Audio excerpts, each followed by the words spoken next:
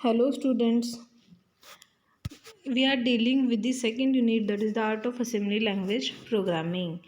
Then we are seeing the assembler directives. That is, what is mean by directive? The directives are the reserved words, that is keywords, that enables you to control the way in which the program assembles and lists. The directives काय आहेत? Reserved words that is keywords आहेत. तर तुम्ही काय म्हणताय? डायरेक्टिव्ज म्हणताय. Types of directives. These are the different types of directives, that is data definition and storage allocation directives. ते आपण लास्ट लेक्चरमध्ये बघितलेलं आहे. Then second programme organisation directive. Then in today's lecture we are going to see this, that is program organization directives. Then let us see what is program organization directive. The 886 programs are organized as a collection of a logical segments. 886 मधले programme म्हणजे काय? It is the collection of logical segments. Directives used to organize the program segments are segment, end आणि assume. म्हणजे जो काही तुमचा programme असतोय तो प्रोग्राम ऑर्गनाइज करण्यासाठी, प्रोग्राम सेगमेंट्स ऑर्गनाइज करण्यासाठी जे काही तुम्ही डायरेक्टिव्ज यूज करणार आहे त्याला काय म्हणणार आहे तुम्ही? प्रोग्राम ऑर्गनायझेशन डायरेक्टिव्ज असं म्हणणार आहे. Segments can enclose program data code or both. म्हणजे सेगमेंटमध्ये तुम्ही डेटा कोड किंवा दोन्हीसुद्धा एनक्लोज करू शकताय. Then let us see the different types of the program organization directives. First काय आहे? Assume. Second, segments. Third, ends, that is end of the segment. Fourth, end of the program. Fifth, dot code, simplified code segment directive. Dot data, simplified data segment directive. Dot stack, simplified stack segment directive. Dot model, memory model declaration for segments. These are the different program organization directives. Then let us see them one by one. The first one is the assume. Assume काय बघा? It informs the assembler the name of the logical segment that should be used for a specified segment. म्हणजे assume हा जो keyword आहे तो काय करणार आहे? तुमच्या असेंबलरला सांगणार आहे की त्या लॉजिकल सेगमेंटचं नाव काय आहे ते. म्हणजे it is used to specify the name of the segment. Then when the program is loaded, the processor segment register should point to the respective logical segment. ज्यावेळेला प्रोग्राम लोड करणार आहे त्यावेळेला प्रोसेसर सेगमेंट रजिस्टर काय करणार आहे? Point करणार आहे to the respective logical segment. त्याचा जनरल फॉर्म कसा असतो आपण चेक करूया. अज्युम हा कीवर्ड पहिला डिक्लेअर करायला लागते. Then segment register colon segment name. आता सेगमेंट रजिस्टर, आता पहिला काय? अज्युम हा काय झाला तुमचा? कीवर्ड झाला that is directive. Then next काय? Segment register. आता सेगमेंट रजिस्टर आपल्याकडे किती अवेलेबल आहेत? 4 आहेत. त्यातलं कोणताही एक सेगमेंट रजिस्टर असू शकतो आहे. That is code segment, data segment register, extra segment register आणि स्टॅक सेगमेंट रजिस्टर. ह्या 4मधला एक कोणताही असू शकतो आहे. देन नेक्स्ट काय? Segment name. सेगमेंट नेम म्हणजे काय? It is the user defined name. मग ते काय पाहिजे? एखादा व्हॅलिड सिम्बॉल पाहिजे. फक्त एवढंच प्रिकॉशन घ्यायचे की तो कोणताही डायरेक्टिव्ह कीवर्ड असला नाही पाहिजे. लक्षात येत आहे? अज्युम हा कीवर्ड यूज करायचा. मग 4ही सेगमेंट रजिस्टरमधले कोणताही सेगमेंट रजिस्टर तुम्ही यूज करू शकताय आणि त्याचं नेम स्पेसिफाय करताना एकच प्रिकॉशन घ्यायची की कोणताही कीवर्ड यूज करायचा नाही. देन कुठलाही तुम्ही व्हॅलिड सिम्बॉल यूज केला तरी चालू शकतो आहे. Then this is the example of the assume directive. Assume हा कीवर्ड यूज केला directive. Then CS colon my code. CS काय आहे तुमचा? कोड सेगमेंट रजिस्टर, म्हणजे हा सेगमेंट रजिस्टर झाला. माय कोड म्हणजे काय? युजर डिफाईन्ड नेम झालं. सिमिलरली DS कोलन माय डेटा. DS म्हणजे काय? डेटा सेगमेंट रजिस्टर आणि माय डेटा म्हणजे काय? युजर डिफाईन्ड नेम असणार आहे. Then SS that is stack segment register. My stack म्हणजे काय असणार आहे तुमचं? युजर डिफाईन्ड नेम असणार आहे. Then extra segment register ES stands for आणि माय एक्स्ट्रा म्हणजे काय असणार आहे तुमचं? युजर डिफाईन्ड नेम असणार आहे. Then next part is the segment directive. The segment directive is used to indicate the beginning of the logical segment. जे काय तुमचं लॉजिकल सेगमेंट असणार आहे त्याचं स्टार्ट म्हणजे बिगिनिंग सुरुवात दाखवण्यासाठी तुम्ही काय करणार आहे, सेगमेंट हा कीवर्ड यूज करणार आहे. Directive segment follows the name of the segment.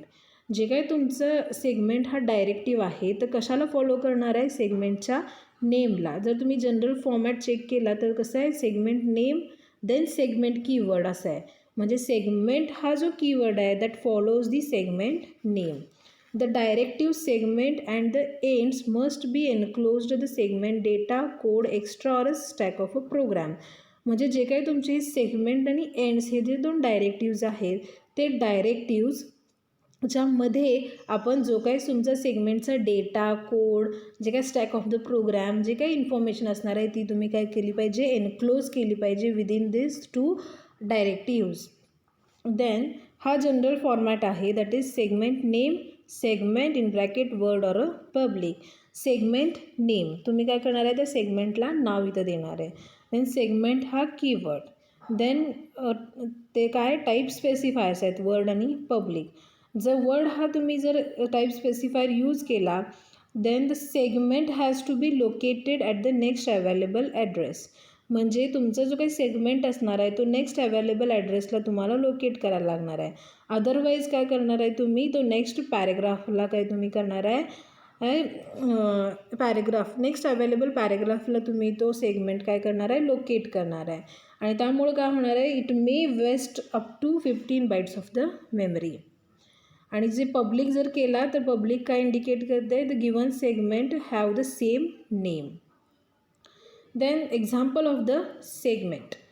Example काय बघा, माय डेटा सेगमेंट. आता सेगमेंट हा कीवर्ड कशाला फॉलो करतो आहे म्हटलं आपण, सेगमेंटच्या नेमला. That is segment name then segment keyword. मग इथं जो माय डेटा आहे तो काय झाला तुमचा सेगमेंट नेम देन सेगमेंट हा कीवर्ड.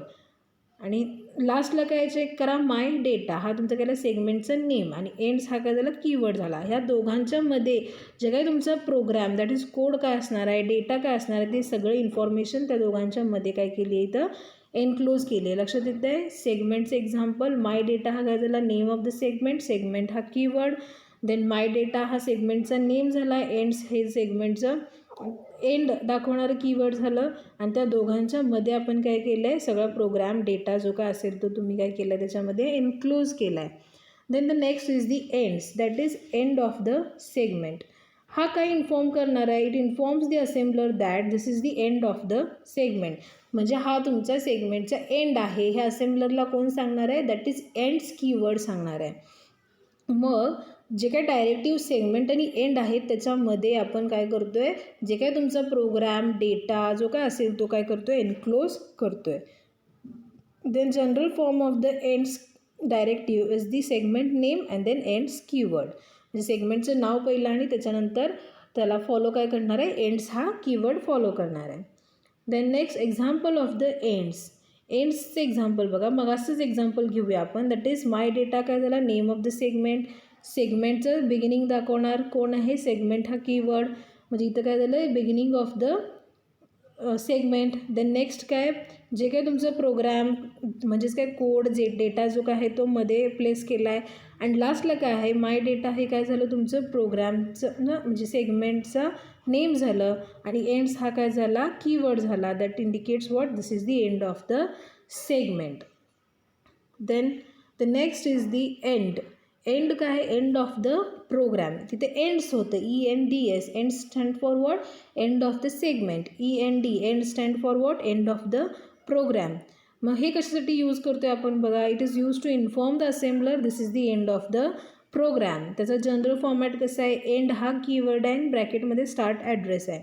एंड हा कीवर्ड जिथं आला तर तिथं काय ओळखणार तुम्ही, this is the end of the program. आणि एंड्स आलं तर end of the segment. Difference लक्षात ठेवा, end stands for end of the segment आणि फक्त एंड आला तर this is the end of the program. जो स्टार्ट ॲड्रेस आहे तो काय ऑप्शनल आहे. The optional start address specifies the location in the code segment where execution is to be start. म्हणजे जिथून एक्झिक्युशन स्टार्ट करायचं आहे त्या कोड सेगमेंटचं लोकेशन काय करणार आहे, स्टार्ट ॲड्रेस दाखवणार आहे. Then the system loader uses this address to load segment, load code segment register. म्हणजे जो काही तुमचा सिस्टीम लोडर असणार आहे तो काय करणार आहे, तो स्टार्ट ॲड्रेस काय करणार आहे, लोड करणार आहे कशामध्ये, कोड सेगमेंट रजिस्टरमध्ये. लक्षात आलं आहे. आज आपण काय काय बघितलं आहे, सगळ्यांच्या लक्षात आलं आहे का. फर्स्ट पॉईंट काय होता आपला, अज्युम हा कीवर्ड होता. अज्युम काय करणार आहे, it indicates the name of the logical segment. Then next काय आहे, सेगमेंट. सेगमेंट काय करणार आहे, it indicates the beginning of the logical segment. Then third काय, ends. This indicates what, this is the end of the segment. And the last directive is the end. This indicates what, this is the end of the program. Then the remaining program organization directive we will see in the next lecture, and today we will stop here. Thank you.